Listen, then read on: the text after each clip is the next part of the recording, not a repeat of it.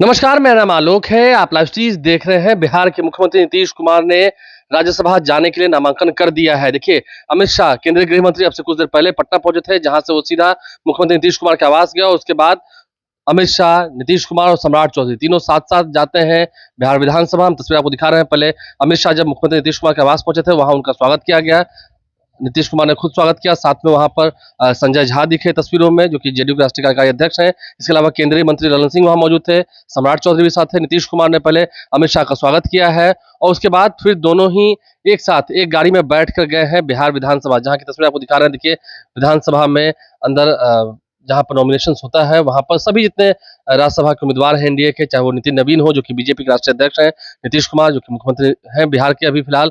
अब तो बिहार में बीजेपी का ही सीएम होना है, ये बात भी तय है, क्योंकि नीतीश कुमार ने कह दिया है कि जो नई सरकार आएगी उसको उनका पूरा समर्थन रहेगा, साथ रहेगा और अपने अनुभव का भी वो लाभ सरकार को देंगे। तो ऐसे में अब ये बातें साफ हो गई। नीतीश कुमार जब नामांकन दाखिल कर रहे थे, उस समय की तस्वीरें हैं। अमित शाह खुद वहां मौजूद थे, सम्राट चौधरी मौजूद थे, नितिन नवीन मौजूद थे। उन सभी के साथ देखिए, बिहार सरकार के मंत्री विजेंद्र प्रसाद यादव हैं, केंद्रीय गृह राज्य मंत्री नित्यानंद राय हैं, क्योंकि विधानसभा में भी अंदर में काफी भीड़ थी।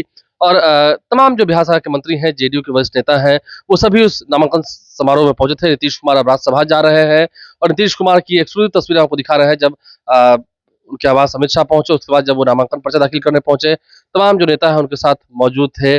ये पूरी तस्वीर आपको दिखा रहे हैं। अब नीतीश कुमार राज्यसभा जाएंगे, देखना होगा अब, क्योंकि उन्होंने राज्यसभा के नामांकन दाखिल कर दिया है। अब आगे कितने दिनों तक अभी वो सीएम बने रहते हैं, क्योंकि अब वो इस्तीफा देंगे, ये बात भी तय है। उसके बाद बिहार में फिर नई सरकार बनेगी।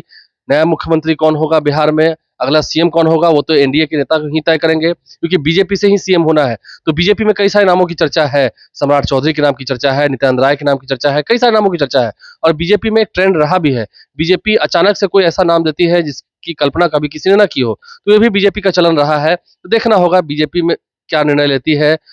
ऐसे में तमाम वो तस्वीरें आप तक पहुंचा रहे थे। अब नीतीश कुमार का जो एक एरा था, एक जो उनका युग था, उसका आप कह सकें समापन हो चुका है। नीतीश कुमार ने विगत 2 दशकों से बिहार में बहुत काम किया और उन्होंने इस बात को लिखा भी है और बात सही भी है। नीतीश कुमार ने बिहार के लिए बहुत कुछ किया।